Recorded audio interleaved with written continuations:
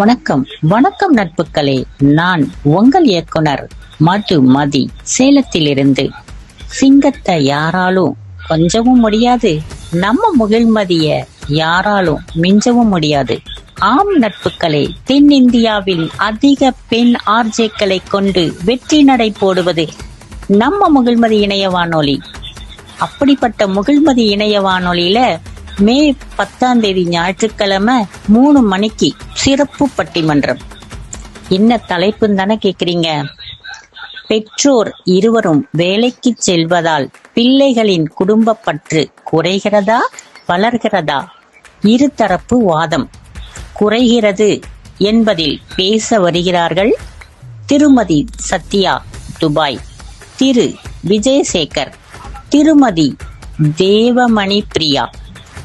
இல்ல வளர்கிறது அப்படிங்கறதுல எதிர்வாதம் கொடுக்க வருகிறாங்க திரு சீனிவாசன், திருமதி பிரியதர்ஷினி, திருமதி இந்திரா செல்வம்.